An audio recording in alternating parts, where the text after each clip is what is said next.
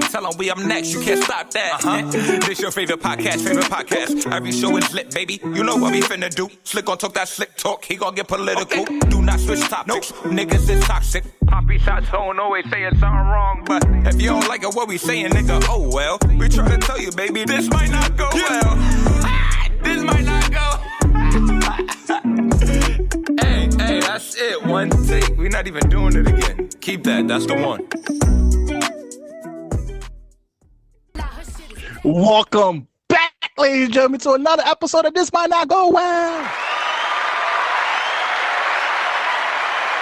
Hey, episode 125. We in the building.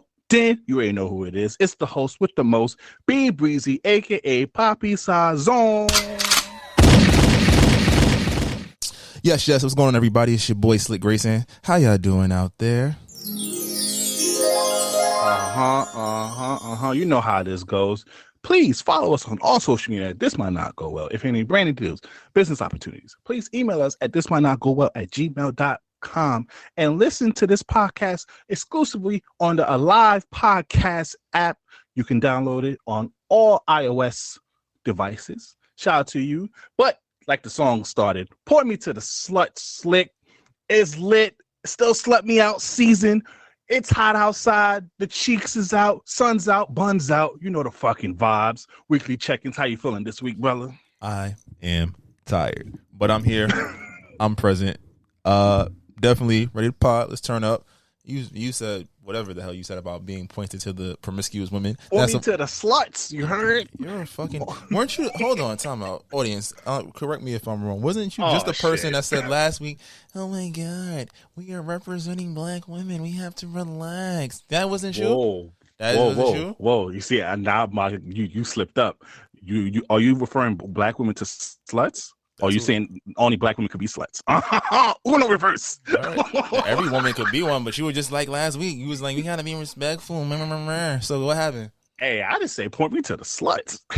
Hey, it could be whoever. If you ready to slut me out, shorty, you can find my DMs. You do fuck white women. That's funny. That's true. Whoa, brother. You do fuck white women. Wait. First of all, my dick don't discriminate. Shout out to all you girls out here, though. Shout out to my girls in the Heights, though. My Spanish Boricua mommies, you know. Te amo, you feel me? Shout out to my black women out here, my Jamaican women who be cutting niggas up with machetes. Shout out to my Haitian women over there making that good griot. Shout out to my Trinidadian women with the curry goat.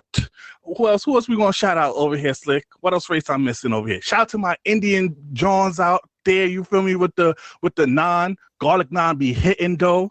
All right, some more food association with some women. Who I'm missing out here? Anyways, like I was saying.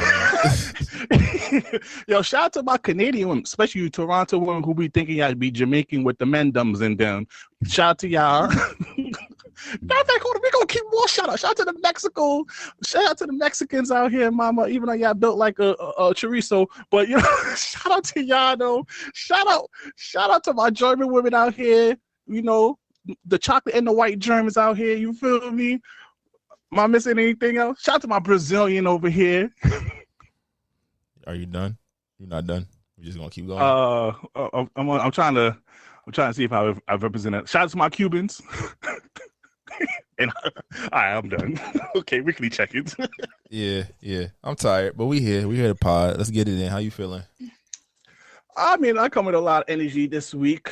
I don't know, man. Summertime, even though I'm not really participating in any vibes, but just being outside and I'm biking again, so that is great. So I'm doing my high speed chase throughout the city. So pray for me, everyone. But overall, I'm happy. I'm glad that niggas is pod and niggas is growing. Let's get to it. All right, so we're gonna start with this one. We always gotta get serious real quick. Well, I hope every black person is familiar with the Tulsa race massacre that happened a long time ago. Well, there was a few people looking for reparations for that, and it recently got overturned. It's like you want to go a little more in depth with it? Just to stay on it for a quick moment. So, you know, if you're unfamiliar with Tulsa race riots, essentially we have Black Wall Street in Tulsa, Oklahoma, a thriving community of black entrepreneurs, black-owned business, a black community that was flourishing due to the black dollar staying in the community. And a select group of white people did not like that. So they took it upon themselves to not only destroy Black Wall Street figuratively, but spiritually in terms of like what they did to the people, they did to the business. And a lot of those families were never able to financially recover. Right. And it was a big point of contention. You know, we talk about reparations often in the lexicon of like, well, America has done some fucked up shit to black people and there needs to be something, some kind of accountability, something in some space, right? Systemically, financially, even within the household of the dynamic between black men and black women. It's been, I don't even want to say the words, but it's just like, you can't do undo the damage that's been done, right?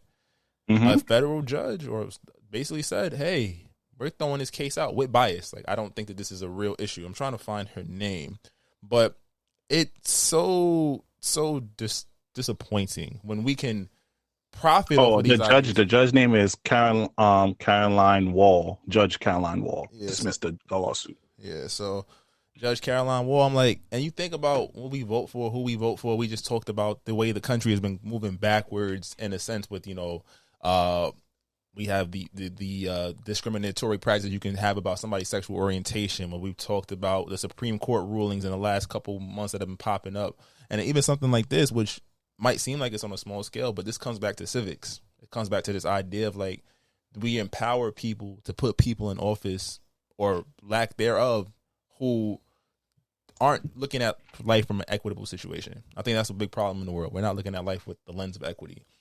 And a lot of it is based in bias. It's based in, as they like to say, fake news. It's based in fake ideals, right? I don't like to discredit people's thoughts, but when you really look at what is racism, what is discrimination, discriminatory practices, it is somebody that is short-sighted or has been taught something that was used to divide 500-600 years ago, right? You're living life and making policies and embracing things all based off of a difference that is negligible based on DNA, right? And it is quite disappointing and disparaging, but it also, as we say, we expect the stories to end this way. And that's, I think, the problem.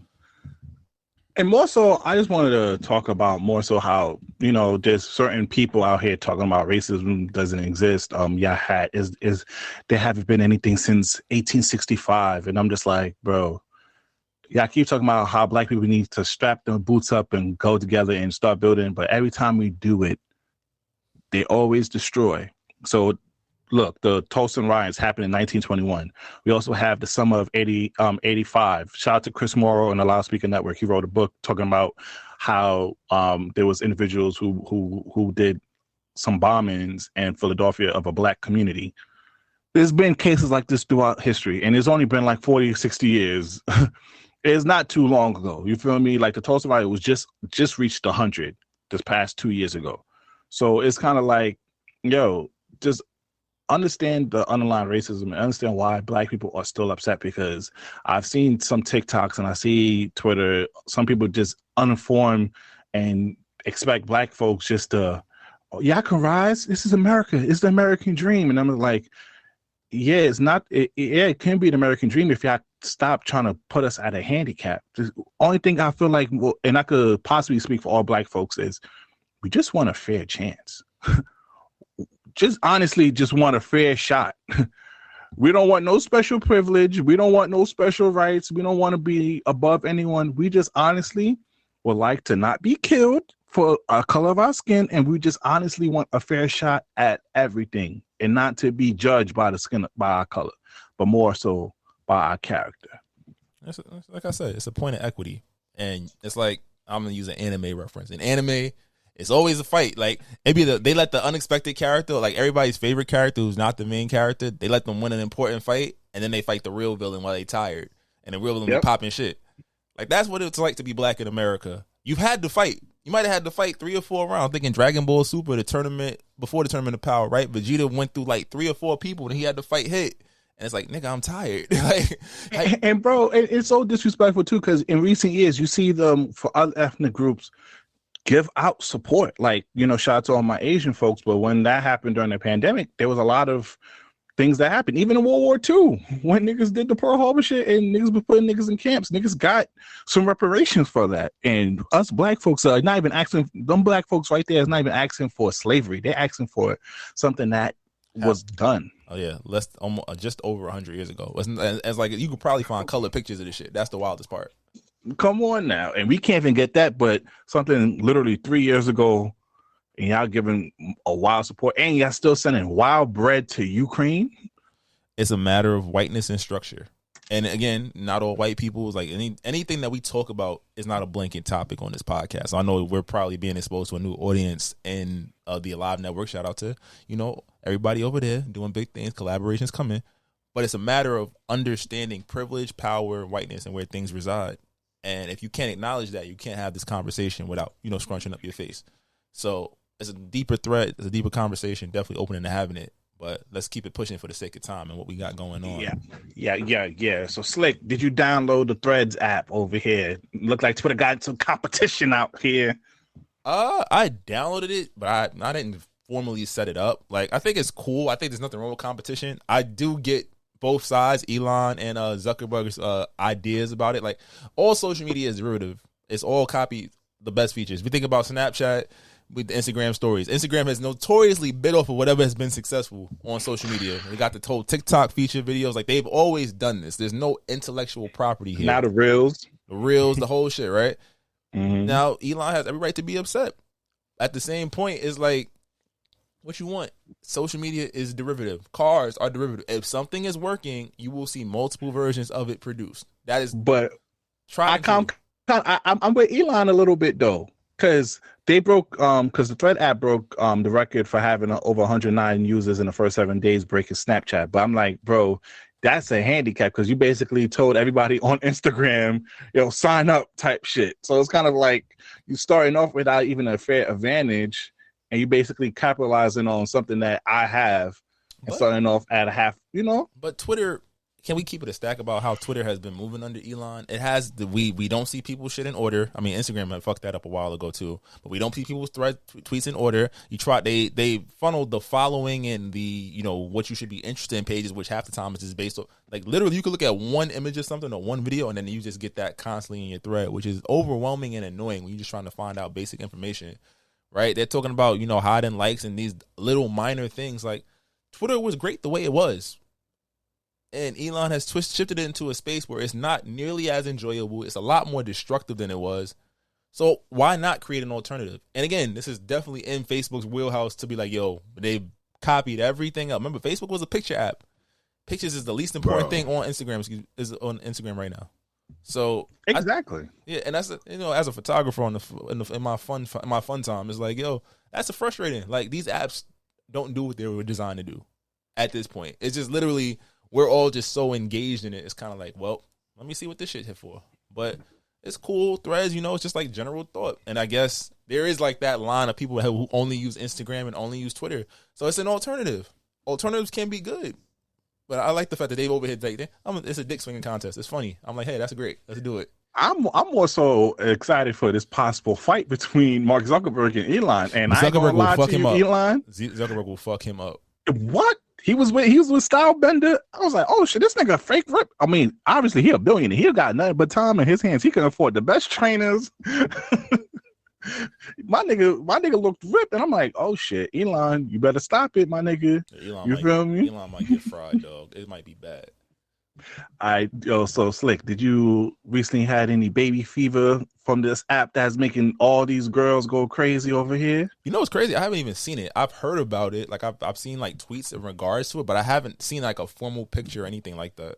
So what is this? What's the point of this? So this remedy, am I saying it right? It's Remini. I have horrible pronunciation. Yeah, you an immigrant. I get it. Don't do that. See that? All my niggas get at him. Last month was Immigrant Heritage Month. Get at this nigga. But anywho, is an AI app who basically does like a lot of filters. So one of the filters on there was just like, baby, how would your baby look between you and someone else? And this shit has everyone catch your baby fever. It looked like about to be in a lot of baby boom business. And niggas is paying $10 for this shit, Slick. I'm about to make an app over here, bro.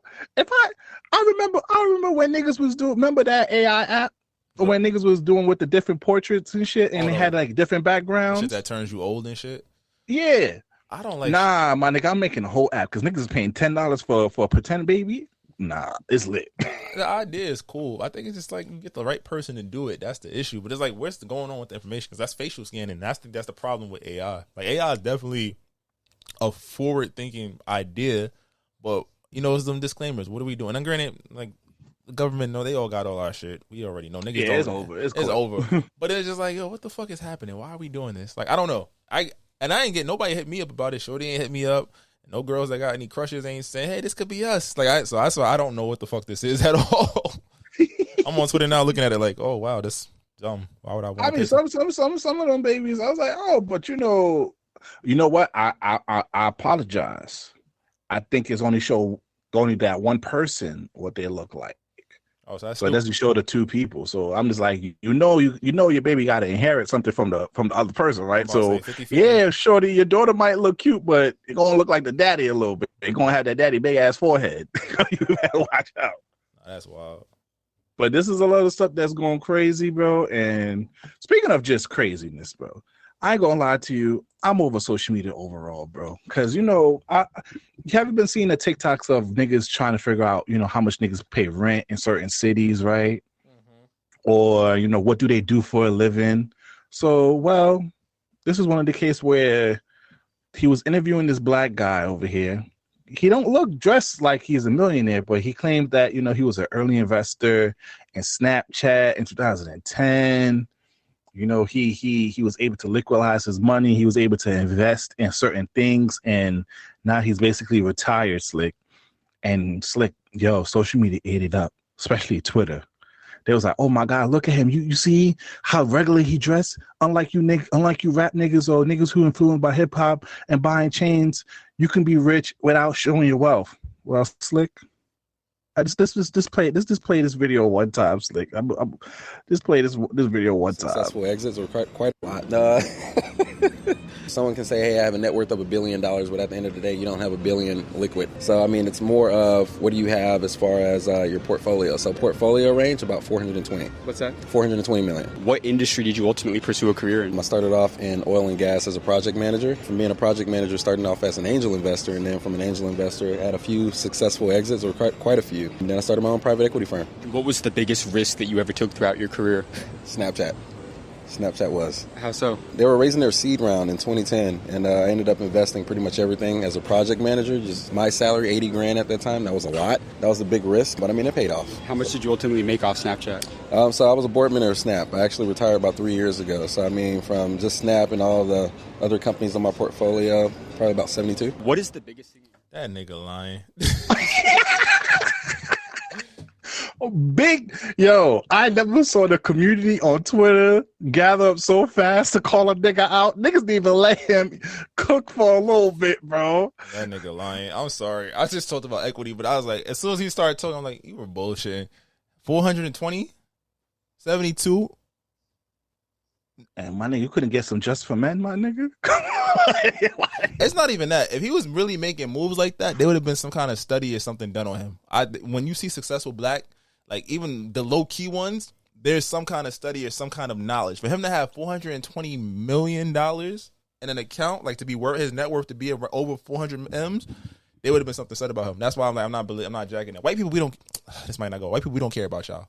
Like we know, like you could walk past a white person right now with mismatched Crocs and holes in his sweatpants, and he could be worth $100 million just because that's just the aesthetic, right? We get it. It don't work that way with us. A nigga with money, you gonna know he got some. He gonna have something to be like, yeah. Show me a high key man of color with money. Even if they dress low, even if they dress in the most subtle of ways, there's something that's like, oh, that pen they worth about a couple $100,000. That watch, something that nigga had on a G-Shock and a Rick and Morty shirt on. My nigga, get the fuck, Mr. Rogers, because niggas exposed him. So my nigga, the self-proclaimed millionaire got caught on video running off a tab of $1,000 in Houston, and the people there caught him over here. Niggas been saying niggas said in 2010, my guy, you was in high school. My nigga. Yo, the cap. But you know what, Slick? If he didn't get caught, he could have got some coochie off of that shit. OD. Yeah. No. He definitely should have been in the front row with the Usher shit, fighting for his bitch. I guarantee you. What? You know, my check, yo, I know I was gonna say I was gonna take you out, but my check-ins in my savings. Yeah. And it takes 3 days. All my money is tied up. I have nothing liquid right now. I don't have liquid. And you know, Shorty be like, you know what? He worth over 400 M's. I'm just gonna throw him a little coochie now to secure the bag. He's a good man, Savannah. You don't even know him. That's look stupid. Now you just devalued your vagina. Good job. You just gave a homeless nigga some cooch over here. All right, on to music now. So, Slick, did you know that before Lil Uzi Vert Pink Tape came out, there was no #1 rap album for the whole entire year so far? Yeah, I knew it. And now, thanks to Uzi, but a lot of people have a problem with it because I don't know if you listen to the Pink Tape. That shit is not really a rap album for real. My nigga had a whole bunch of rock and roll flips. Yeah, that Nakamura, bro. That Nakamura hard. That's my shit. I think he even had Slipknot. He had like a Slipknot. I think he did like his version of a Slipknot song or some shit. Can we not pretend like we don't realize in mainstream black music is rap or R&B is never going to be other, unless you clearly name it. And even if you name it that, when it comes to institutions like the Grammys and shit, it's going to be put in the hip hop category because they don't see us. Like, they just don't see us. They put us where they think we're supposed to go.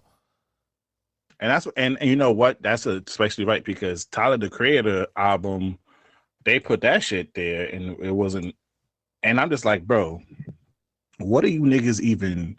I think just putting anything #1 categorizing under that. But I also want to give a shout out to Gunna because Gunna got his first solo top 10 hit. Fuck you, on the top 100.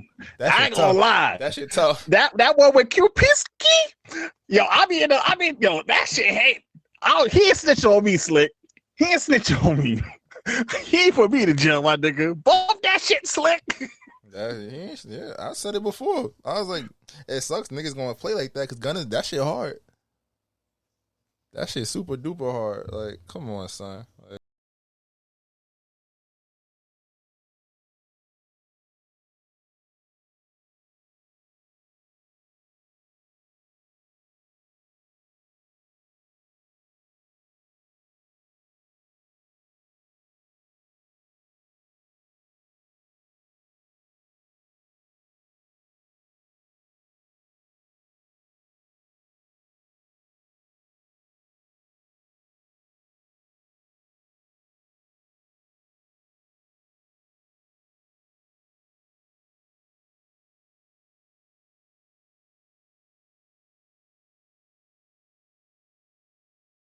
Pisky. Nah, I ain't gonna lie to you. Gunna got it though. Gunna got this shit though. But yeah, I don't know, man. Hip hop is in a strange place for me right now. Shout out to the women though, because I just want to give a quick shout out to the female rap scene is in a very, very good space because I was just like talking to my homie the other day, and I was just like, bro, when Nicki Minaj was dominating the scene, you couldn't name 5 other female rappers that was even putting in work. Maybe locally they could have. But now, bro, you can literally do a top 10 female hip hop list. Before you couldn't do that. Hi, Lotto. Oh, yeah. Hi, Shout out Lotto. to you, Lotto. She finally learned how to twerk that little white ass. It's lit. You feel me? Hi, Lotto. You feel me? Shout out to you, Corey Ray. She making skinny girls look like a thing out here, though. But it's a talent too, because I think that they're making music that you actually want to hear. Like the Point Me To shit. Oh, this shit about to be dumb. I put that shit on. I was walking down to the fucking train just by like, oh, this shit hard. Ooh. Yeah. So I be like, yo, hip hop isn't like. But I ain't gonna lie, women got it this year. Yeah, definitely. They took R&B last year, and now they taking hip hop. Wait, we might. I don't know though. We fake out R&B this year though. We fake out R&B. Coco Jones is still on a run. She about to drop the shit with Justin Timberlake tonight. Oh, he about to do the ICU remix. They was trying to discredit Justin, bro. They was like, Justin can't do R&B. I'm like, y'all niggas is stupid. Justin? I was like, that's how you know the internet is fucked up. They ruined Twitter. They made it accessible for little niggas. Because the whole first half of the 2020 experience is R&B. Future Sex Love Sounds is R&B. 90% of Justified is R&B. Hell, most of NSYNC's good songs was R&B. R&B.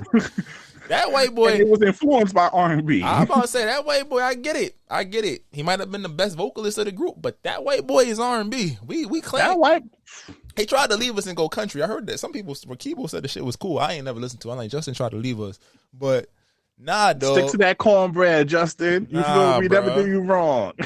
I don't know, but going back, and niggas forgot he did do some tracks with Justina Sky earlier, which was a bop too. You know, shout out to you, Justina. Oh my God, you are so beautiful on Grownish, and I'm sad that Grownish is ending that you just joined though. But shout out to you, Justina. Even though you crazy though, I remember your relationship with Giveon. But yeah, nah. So it's like, yeah, the ladies is definitely killing the rap game. Lotto, Cardi, you know, Meg about to pull up. The wildest shit about Cardi too right now is that like shit, these aren't killing songs. Features. Like, yo, I ain't see a feature run since Cole was determined to do features like this. Like, this is wild. Like, cause she know what she doing. And now, remember how it used to be like she put out a single, because she put out singles, they all went number one. Then she fell back, jump on a song here, jump on a song there, jump on a remix here. She doesn't necessarily need another album. She could put out bro, when she do a visual and she put both her hands in front of her face like this, my guy, you know that shit's a bop. Over. When she does this, when she put both of her hands in her face like, why you bitches confusing me? You know that shit's a bop. But no, I'm enjoying the art. Bitches, why you faithful? Go your nigga, ha ha. Both you bitches mad. Both of y'all should scissor. Oh Lord. I'm saying I'm impressed with Lotto's growth and development as an artist in the last year. I'm saying Koi. I didn't think Koi was gonna be here to stay, so Koi is here. Meg's still recovering. She about to come back out crazy. Hopefully, that's a fact. I'm trying. You have let me name some of my other favorite female rappers. Tiana Wack, Cupcake, Rhapsody. She's in a class of her own. Yeah, she definitely is. Yo, Lady London. Shout out to Lady London though. Bia. Come on. The women, y'all really doing y'all shit out here. Yo, shout out to Lola Brooke. That's Brooklyn all day. You heard? Bow, bow, bow. Even the Spice Queen though. City Girls. I'm about to say Carisha, JT, Ice Spice. Yeah, even Nicki, her shit. Like, as much as we can argue and say that maybe Nicki ain't the Nicki that we remember, like, some of her shit be slapping when we hear it in the right setting. All right. So speaking on hip hop, speaking on a list that, you know, could possibly list. B Dot, you know, from Complex, you know, shout out to B Dot and Eli Wilson, Rap Radar. They came out with a top 10 best rapper in 2023 so far. If you look at the Twitter real quick, Slick, you have number 1, J. Cole, 2, Lotto, 3, Tyler the Creator, 4, Currency, 5, 21 Savage, 6, Larry June, 7, Benny the Butcher, 8, Killer Mike, 9, Jack Harlow, and 10, Cardi B. And this list is based off skill, performance, and relevance. The first 6 months of 2023. What's your thoughts on that? J. Cole shouldn't be on number 1. J. Cole got some of the most memorable songs from any of these artists. The 6 months? Cardi, what she dropped this year besides Point Me To and Put It On the... I told you I don't think the Put It On the Floor verse was that tough. I don't feel like... It did hit, though. It hits outside, but what's the part? She didn't say anything. Think about it. When you think about a verse or a feature, what do people say? What's the... brand new. That's what it is. Like, oh yeah, no, definitely. I support Lotto being number 2 right now for the first 6 months. That's what I'm saying. I support it. Cardi's done a couple of features, but Tomorrow 2 was last year.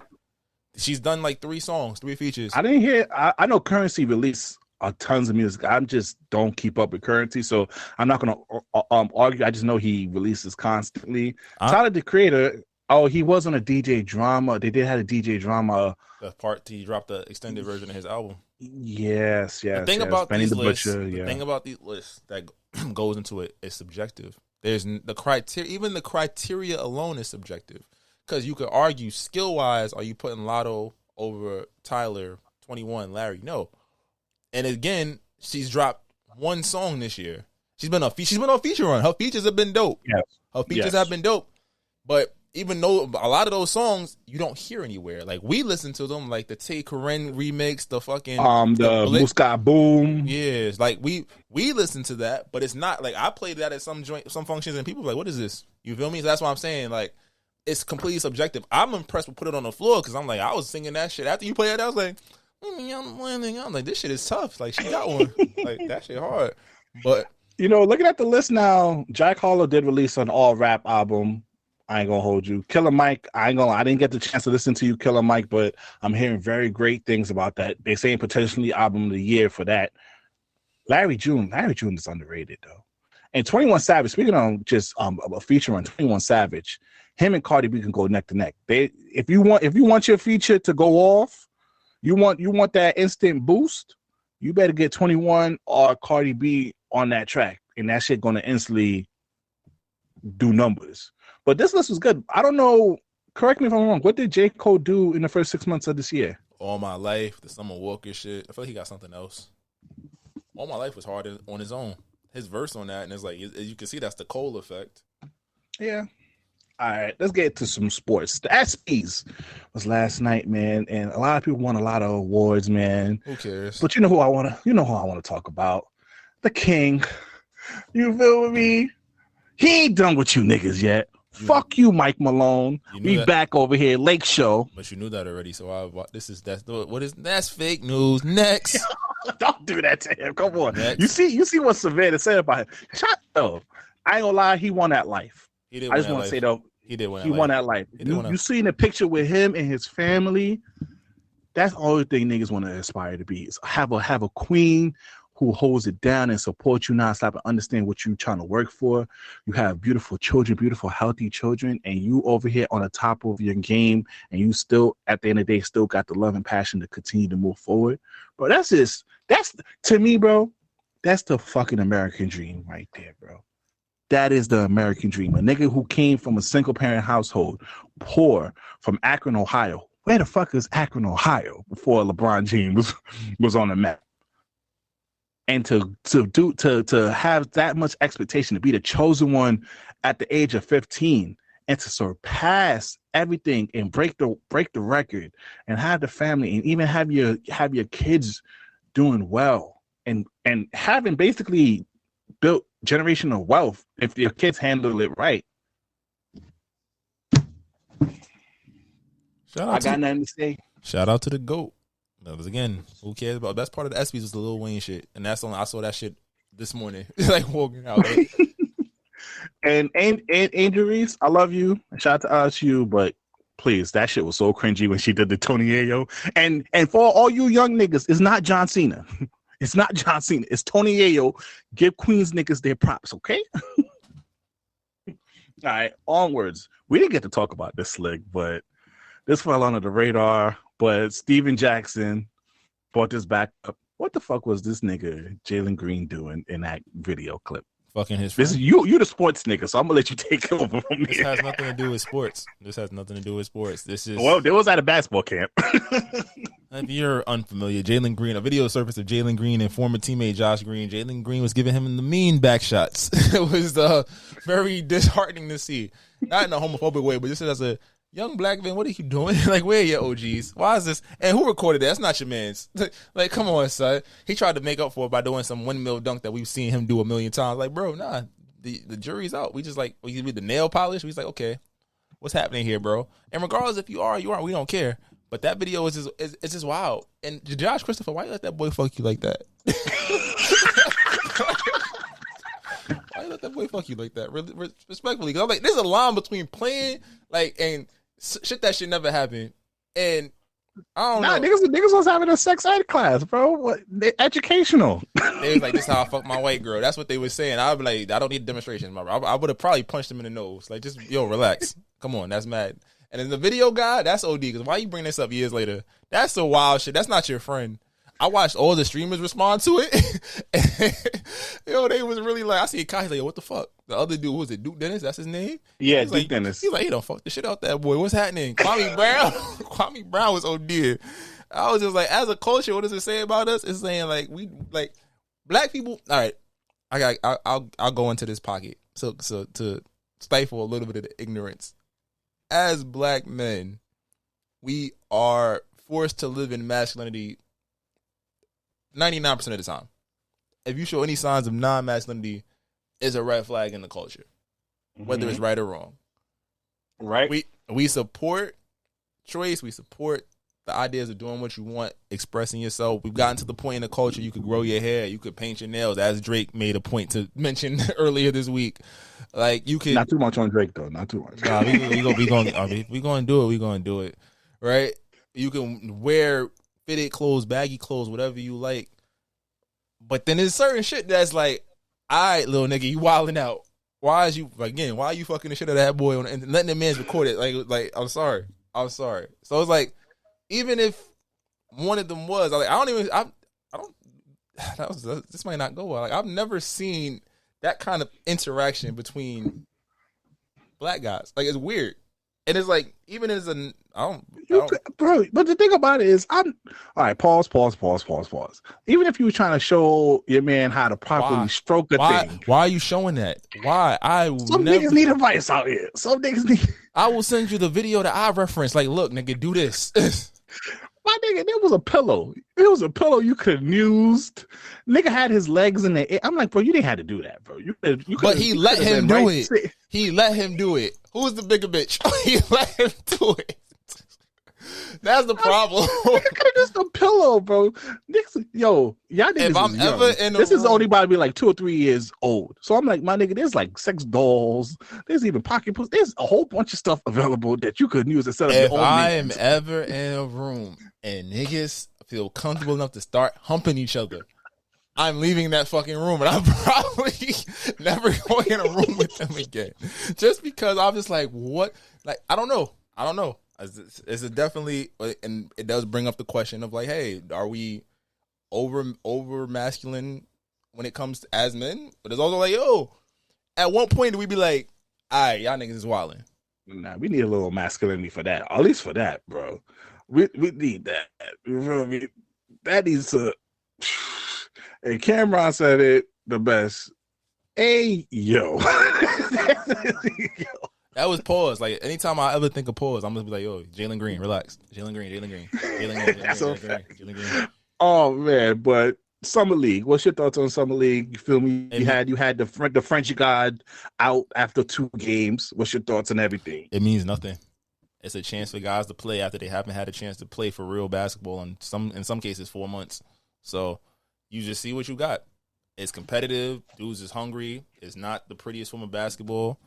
Everyone that's making snap judgments, you can point to guys that are in the Hall of Fame, Bron, Kobe, KD, who have been in Summer League and had some stinkers against guys who were physically stronger. You're taking 18, 19-year-old kids playing it. In some cases, they're playing against 35-year-old guys that have been in the league. Even in some rare cases, even all-stars are, high-quality role players. So it's not a great sample size. It's just kind of cool to see the guys play. It doesn't really have any bearing. I don't really have that. If I had to say anything, the people that is helping the most are the OTE, the Overtime Sports League, because even though they had the twins that got drafted, they both are like, no matter what, without even functional jump shots, they're going to be great NBA players. They got the other kid from the Spurs, Cameron Barlow. I think that's his last name. He looks like a good player. The Knicks got Who's that nigga from the Hornets that was scoring buckets? Oh, which one? Brandon Miller? No. The other nigga. He had like over 30. He reminded me of Bones. My nigga was crossing niggas up, spinning. I might have been Bryce McGowan. I didn't watch. Or they have a lot of nuts on the Hornets. But yeah, it doesn't mean anything. It's a good time to watch. You could tell guys that shouldn't be there, but a lot of the guys should have been there. Like the top 5 in this draft look certified. But that's it. Yeah, I ain't gonna hold you. It was Nick Smith Jr. Nick Smith Jr. was supposed to be a lottery pick this past year, but between injuries and inconsistent play time, that's what you want though. That's how teams become good. It's not about the lottery. You want to hit in the lottery. If you're in the top 5, you need to hit, or top 3, you need to hit. But you really need to hit in that back half. You got an extra first round pick. You got to find somebody that's going to be serviceable. And Nick Smith has the skill set that, with proper development, it's a lot. They got Amari Bailey. He was a #1 high school player. They got Iman Bates. Iman Bates was Imani Bates. Yeah. Yeah. Imani Bates. The problem is his dad ruined him. I said it last week. That's the problem. But he has a skill set, and that's what you want. You want to develop skill sets. What do we have from these young guys? Who are we bringing? Remember, you get 20 people in camp. Now the NBA, you got 17 contracts. You got 18 contracts. You got 15 player rosters and then 3 two-way deals. You got a chance to develop some talent. And I think we've seen especially the Miami Heat. You got guys who can go from undrafted to being $60 million players, or guys that can be that help. So we take that. Let's get to this music though. Yep. All right. Our song of the week. You can find our song of the week and our previous song of the week on our Apple Music playlist or our Spotify music playlist. What's your song of the week this week, brother? I'm starting with the boy P&D. He is back. He's in his bag, man. I don't know who hurt him, and that's he gained a little weight. He back into his back-to-back record. This is PartyNextDoor. Hey, that was the Philly Goats. Get off the wall. Shout out to them. Well, you can find our song of the week and the previous songs of the week on the Apple Music playlist, on our Spotify music playlist, but that's not what you're here for. You're here for the people's choice, the people's favorite, Slick. Drop it. I can be toxic, but so what? You gonna love it here. Shit, fuck is you talking about? We have fun over here. It's very fun here. And it's fun indeed. Welcome, ladies and gentlemen, to the Toxic Service announcement. All right, it's just Slick and I this episode, but we got a couple of topics that we want to talk about in this TSA. The Keke Palmer aftermath got all these girls going crazy. The gender wars is still going on, but you also have some girls doing the right thing and being called pick-me. So Winnie Harlow and Kyle Kuzma was just at the Usher concert, and Usher was about to serenade her, and she quickly jumped on her man's lap like a good woman should. What's your thoughts about? And then you had the Sweetie, she wanted her to sing, but she didn't want. Oh man. What are my thoughts? What's your thoughts? Right now, I mean, if you think about the fallout from the Keke Palmer thing, it's a nasty situation. Because I mean, Keke stayed with a bag. She done put out merch. She done put out dance videos. She done had pictures with the baby. Like, she definitely turned this into something I don't think Dalton wanted it to become. But it's a rough conversation. Because I think in my discussions about it with wifey, just in general, like understanding like people's point of view, both sides have logic. She wore something that her man was uncomfortable with. He addressed it in a poor way. It's not always what you say, it's how and where you say it. Mm-hmm. And once that became the topic of conversation, it becomes embarrassment. When you embarrass your woman, what happens? She can put on a show. I feel like, personally, it comes to there's two things: communication, accountability. And if I communicate something that you don't like, you have two options. You can either you could be accountable, like, okay, cool, I see the point, or you could run off and be like, all right, fuck it, I'm still gonna do what I'm gonna do.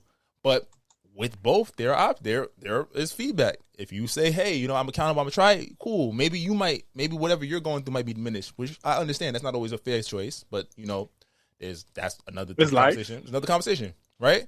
But then there's also, all right, I'm gonna do what I want to do anyway, and I'm gonna show out. Because sometimes when you bring up certain things, people show out a little bit more because it's like, hey, fuck it, you thought I was wild. I thought this was innocent, but now I'm gonna really give you something to be mad about. I think that's the worst kind of energy to put out, because it's like, yeah, because he's like, you already tight, but now I'm gonna give you something to be tight about for real. And it's like, yo, but now you're not thinking, hey, well, what's my response? What's my reaction? Because you might have just lost your baby father. I know you probably don't care right now. What happens in a week, a month, a year? A year. You feel me? And I think that's the short-sightedness. That's why I say accountability, because it's like, hey, kind of where the energy you and your partner resided. I was getting frustrated because I did see some women say, well, he was twerking and stuff and he was taking the videos. Operative word, he was. There was involvement. There was engagement between the two. And I think that that's something that you can't take for granted. Because you can do something with your partner does not mean necessarily it should be viewed for the world. Or if y'all going through something, like, you have to understand red flags. I think it's all communication. Everything is communication and accountability. At the end of the day, that's what it all is come down to. Communicate. He didn't communicate well, and she didn't communicate. She didn't respond well. Yeah, and I think that's what happened. And I'm sincerely hopeful that they can have an adult conversation, because there's a child involved. Regardless, people fight. I was in a room today, a bunch of married people, and they were just saying, like, you don't go to bed angry, or you wake up and you squash it, you talk about it. Is it going to matter in 5 years? We unfortunately live in a space where it's so much easier to point and deflect and be like, yo, I don't fuck with what you did, and now I'm going to have to match that. or you can't tell me what to do. Or we just in a space where people feel like they can just get another person as easily as possible. They just think that they can easily, not to quote someone Walker lyric wrong, but switch a nigga out. Basically, I'm not. This is not only directed to women. This is directed to everybody. We just in a culture where if I don't like it, I'm just going to get out. Not even now. Granted, there is a balance of fighting for a relationship that's worth fighting for, and then sometimes staying in a relationship that is not beneficial. So you have to find that balance within your relationship and your situation. But I'm tired of this type of easy, as soon as I feel any type of discomfort or any type of stuff, I'm hopping out. Because it was like, bro, I'm not going to build with someone like that. Have you automatically going to exit out of some shit like that? I don't like the mindset or the idea that if somebody voices something that they don't like, a lot of times now the narrative is just controlling, it's manipulation. That in itself is manipulation, because if somebody comes to you with a valid point, not on some dickhead shit like your nigga cheated and now you outside and he just like, oh, you just look too good, now you can't go. Like, that's manipulation. I fucked up, but that's also a shield. I fucked up. I'm not trying to give you a chance to get back. But the idea of like, let's use throwing bikinis. Let's do it. Let's take it there, right? Throwing bikinis is cute. On social media, it's cute. We, as a nigga, we can say we've all liked girlfriend, wife, or nigga has liked or mentally or physically liked the picture of a girl in a throwing bikini. For a lot of people, that might be a red flag. Like, nah, I don't want you out there like that. Because again, as men, we're visual. We understand what other men are saying. Girls and guys with gray sweatpants. Oh shit! Where you going with those? Daddy shorts. Yeah, where you going with those on? Like, what you mean? Like, you like it, you like the item, you like it if you're with me, right? But you don't like it if I'm not around you in it. And that's the different levels of conversation. It's the different levels of what's okay. Different conversations. Like, all right, what's okay when I'm there and what's okay when I'm not there? It's so many different levels to the conversation. And sometimes it leads to a bigger conversation. Like, let's talk Jonah Hill, for example, before we go into the Tonight video, right? Yep. If you were under a rock, Jonah Hill, his ex-girlfriend, I think, posted a screenshot of some shit he said. Sarah Bradley. She posted some shit. And at first glance, it kind of came off a little bit like control. Like, we've been programmed, like, you tell a woman what to do, it's control it. I even, off first glance, I'm not going to lie, I'll be totally transparent. I was like, oh, this nigga, well, hold on, bro. I'm a fan. What's going on? But then I also, as I read it, two things crept up to me. One, he's setting boundaries in a way that might not be well taken. I don't know what, because it's not like it's preface of where it's coming from. It seems like, and as a man, I've been there, I know plenty of men that have been there, shit happened or has happened that he internalized, and something finally pushed him over the edge to where he laid out everything, which you can't do. Because that's like, all right, you might be taking this, I'll insinuate, she might have taken it as this one little thing, and now you don't want me talking to people, posting pictures, hanging out with my friend. Like, it's crazy. Like, it was a lot of shit before he didn't. But my thing about that pissed me off about this whole situation was they started dating in 2021. They split in 2022, early 2022. But that's not even what I just want to put that there for context. What I hated that was going on with the emotional abuse or emotional manipulation. Shorties are saying, this is when I had to get at women a little bit. Oh, you can't make me fall in love with you and then tell me your boundaries. But what does that, and that's emotional manipulation. So it's kind of like, wait, so I make you fall. So, because they, in their mind, they're saying that after I fall in love with you and then you say, these are my boundaries or it's done. That's basically you're forcing them to adhere to the boundaries. And it's like, no. But technically, what if they weren't boundaries I was either aware of, or things happen that I never thought would happen, so now I'm drawing this line? And those are real, but again, conversations. When shit happens, you can't go quiet. And again, sometimes I don't want to hurt your feelings. I don't want to have this argument. For both men and women, it comes up. And so you're put in a position where something happens, and now you're trying to protect. You're trying to, all right, nah, this can't happen again. So guess what? You're not wearing this. You're not going around those people. You're not like, yo. And the thing is, like, because you get the context, like, oh, she's a surfer. Why can't she post surfing pictures or bikini pictures? But then it's like, at least what else is happening? both parties. Wait, how do you get this part? She waited to expose all these screenshots after Jonah Hill's new girlfriend gave birth early June. Is that not some sort of, I don't know what's the other trigger words that we use in this generation, but that's something there. You don't post talking about emotional abuse and all that from a year ago, and I'm popping out with a baby. That's when you want to give out the screenshot to the public? Bro. What's the name of that, Slick? That's weaponized as something over here. She weaponized something. I'm gonna just say it like such. Sometimes you get hurt. That maybe she felt like that was supposed to be her, and it's like, what do you paint the picture of? Like, again, do I think he was 100%? Again, it's the Dalton situation. Do I think he was right in saying all of that and dumping all that once? Absolutely not. But the narrative and that's not a conversation. You don't have that conversation via text. At the same point, it asks the question, what is happening? And we will never know. That's not our relationship. That's not us. We only can speak from our perspectives. If we've been in situations with your woman and you have, or you've been in a situation with your man and shit is going to happen that you didn't think about, it's like, yo, nah, you can't do that. Like, yo, what you mean? No passcode? Fuck out of here. Go ahead. Can we get a little toxic, though? What up? All right, let me just read some of the list for the listeners who haven't. So some of the boundaries was if you need to surf with men, post sexual pictures, friendship with women who are in unstable places, and from your wild and recent past beyond getting lunch or coffee or something respectful, I am not the right partner for you. So basically, in nigga translation, she was fucking. She was fucking. Never mind, she was fucking. This is not coming out of nowhere. This is not coming from a controlling thing. That comes from either you was a thought bopper back in the day, or you show some thought bopping qualities while I just started being in a relationship with you. Yeah, nah, she ain't give a fuck about that man's well being. She know that man goes to therapy. He was struggling. Cause she's a surfer. So when I first saw surfing with men, I'm like, context matters. I'm like, surfing with men. She a surfer, bro. What the fuck? You wilding for that? And then you know what kills me is the friendship with women who are in unstable places. A lot of you girls, we were friendship. It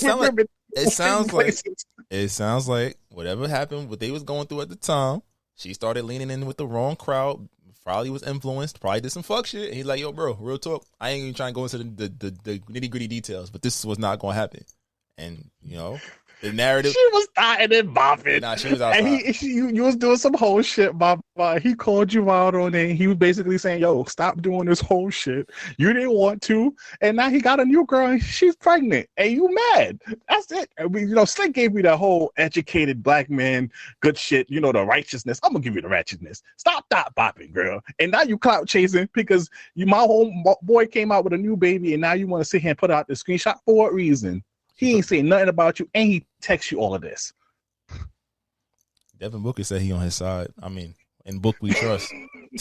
All right, you want to go to this tonight video from TikTok real quick? I got you. Because, I ain't gonna lie, it is a sad boy summer. Because them girls is getting at us from all angles over here. About us, ladies, I do. Y'all say we not. Y'all say we not smart. Y'all say we not smooth. So how do these that's not smart, not smooth, not keep finessing you? How?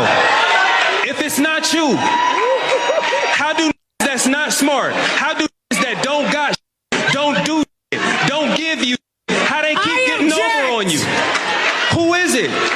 If it's not smart, if we got no game, if we don't know how to cheat, who is it?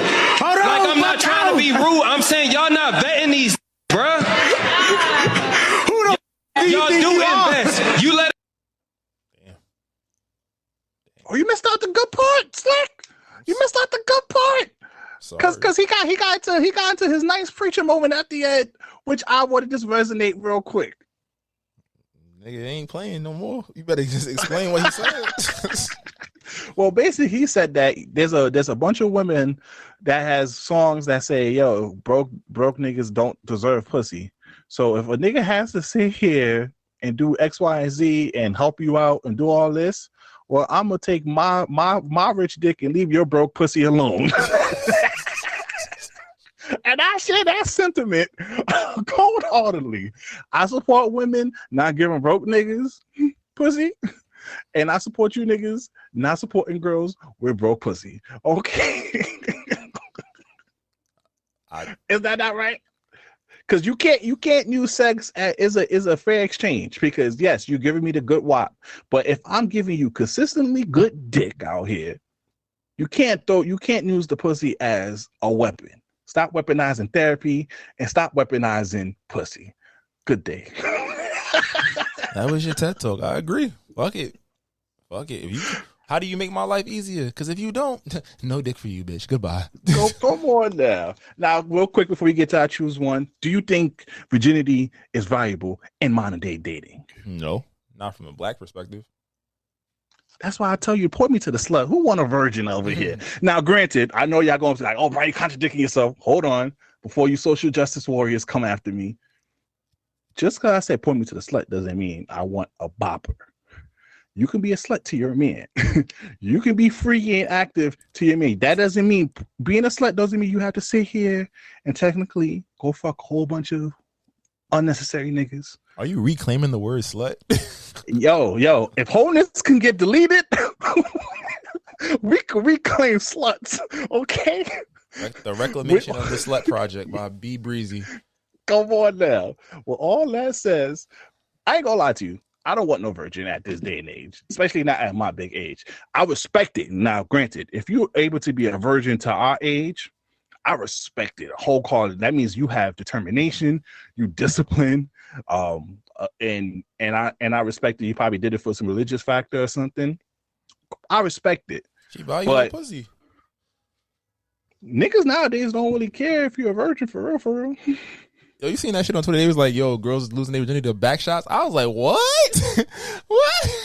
Nah, shorty, if you lost your virginity to back shot, that nigga don't care about you. I was like, yo. Like, what made that nigga you don't care about you? What made you think that was the right decision to make? You just sitting there crying, biting a pillow. He just like, I'm killing her, yes, because she ain't never been killed before. You didn't even have the decency to break your hymen and missionary? I was about to say, bro, that's some wild shit. Oh, I don't know. Man. I've never had sex with a virgin, so I can't even say, like, I don't know. I'd be scared because I feel like, no, I can't say I was about to say it. Nah, come on, you see me PC now. PC. These girls used to love me back in the day. I was like, if she was a virgin, what was going to happen? I was going to be stuck. She's going to. But you know what? I share the same sentiment because I wouldn't want to take a virgin because now if my dick not hitting that day, I'm gonna be arched in your memory. Not even that, bro. Yo, bro. I'm good for what you know. Your sample size is me, so I'm as good as it gets. What if she fuck another nigga? Then, oh, my new nigga fuck way better, bitch. Oh, that's ooh, bitch. Wait a minute. Oh. Never motherfucking mind. No, you didn't. Oh yeah, my new nigga make me squirt. Oh, bitch, I didn't even know you was a squirter. I'm about to say every woman can squirt. That's not none of the heathen did. But anyways, that's wild shit, boy. My ego can't take but so much. I ain't gonna hold you. I've been having this internal debate. Who's responsible for maintaining your ego? It's a combination. But I'll be damned. Like, and I'm saying, like, yo, I don't know. There's a level of respect and purity. I don't care how much you shake your ass. You have fun. You know what I know you're not doing? You're not outside fucking, bitch. So I'm going to be excited. Like, ooh, maybe. It don't matter what. You might suck a little dick. Just don't tell me. Don't let me find out. Don't pull up with no bumps. I might be with the shits. Because I'm like, you know what? Whose pussy is it? Mine. You know how I know? Because the Bible says you's a virgin. That's what I know. Hey, yo. And shout out to the virgins who be doing anal sex but don't do pussy play. Shout out to you girls too over there. You feel me? That keep that your butthole might be unpure, but your pussy is though. That means she fun. That means she with all the statics. You can get a little. This has this be toxic. That means she with all the fun. That means once you finally do that, it's over. Unless she says she don't suck dick, then I'm confused. Then I'm like, wait a minute. That's a fact. So what you mean? I could put it here, but I can't go. So it's one hole, it's one axis. That's the one entry point. Okay, we're not. Doing And also, I'm kind of scared to have a virgin anyways because it's like, how do you bring out that inner freak out of her, sort of thing? Because because certain girls like, that's not hard. That's not hard. No, because certain girls, certain girls, depending on their sexual experience, could bring out their sexual desires more. If only thing is me, that means that I have to lead the charge all the way to bring that out of you. No, but so what's wrong with, first off, there's nothing wrong with that. Second off, you got to think about it's intimacy too. It's work. It's fun. That's the fun. See, it's a virgin and y'all in it. Like, y'all in it is lit. That's the thing. It's like, I wouldn't want no one night stand with a virgin. Like, you think about something. Oh, definitely. No, definitely not. Like, I'm a virgin. You know how the white girl movies be like, whoa, she's a virgin. She needs some dick. Not for me. But like on some like, yo, we macking cool. Like I want to give it to you type shit. Like, I'm gonna make it special. I'm busting out like first time. You gotta take it slow. And it's like, all right, now intimacy. What do you like? Like, you introduce her to things. You play with her. You rub her feet. You touching all over her body. Oils. You trying new things. Maybe it is valuable because I ain't gonna lie. You find a girl nowadays, bro. They done did everything in back in the days. We talked about this a long time ago. How sex just really got out of hand now. But back in the days, just doing it in public or by a park or whatnot was like, oh my God, that was like your top sexual experience. Yo, you find girls now out here, they having foursomes. You find niggas out there just doing wild shit, gang banging. The sexual experience for this generation is so abnormal compared to when we was younger. Maybe virginity is valuable because at least, yes, it's gonna be a growing pain to get her up to your sexual preference if you are sexually more active than her. But at least you will have a blank canvas to do a lot of sexual things. It's going to be the first. And I think that's what I kind of miss a little bit because now you meet a girl. Back then you ask her, yo, you suck dick from the back. Show you, I never did that before. Now you find girls doing that on the rack. So it's like, it's valuable to me. Fuck, I said, now that I think about it, no matter what you do, I don't give a fuck about your Miami trip. I don't give a fuck about your Dominican Republic trip. Because no matter what, you ain't fucking. Yo, it's valuable. Yo, ladies, keep your virginity. You ain't fucking. Save it for the right one. All right, to close out, we're going to do something real quick. I'll choose one, Slick. And this one is not sexual. This is actually pretty funny. All right, this week's choose one. Would you rather fight Mike Tyson in his prime for 60 seconds or have his voice and lisp permanently? That's easy. Now, granted, backstory, Mike Tyson in his prime was knocking niggas out, knocking professional boxers out in the first round. Context for you. Choose one. That's easy, Brian. I'm not even worried about it, Brian. You see, it's okay. I can talk like that. I'm still a pretty motherfucker, Brian. I'll beat a nigga ass, Brian. Stop playing with me, Brian. I broke my back. Spinal. That talk is just like in the front of the classroom. Okay, kids, this is what we finna do today. You think you can last 60 seconds? Fuck no, Brian. Brian, like what? Yo, well, you know what? Can you close out the episode like that? Close the episode out. That brings us to close. This may not go, Brian. Why we got an episode like this, Brian? If you have any branded deal business opportunities, please make sure you reach out to us. This might not go well at might go on gmail.com. Brian, this is hard, Brian. Oh my fucking Brian. This is whatever. Poppy sounds old. You know who it is. Make sure you peep us on your live podcast network. We out there. Yes. Here. It's your boy, Slick Grace. I almost forgot my name. Slick Tyson. I'm Slick Tyson. 50 Tyson. It's okay. We out here, y'all. He gonna kill you. Ooh, lawsuit. Oh, man. Distinct beats. Try to tell them we up next, you can't stop that. This your favorite podcast. Every show is lit, baby. You know what we finna do. Slick gon' talk that slick talk, he gon' get political. Okay. Do not switch topics, niggas is toxic. Poppy shots don't always saying something wrong, but if you don't like it, what we saying, nigga, oh well. We try to tell you, baby, this might not go well. This might not go. Hey, that's it. One take. We're not even doing it again. Keep that. That's the one.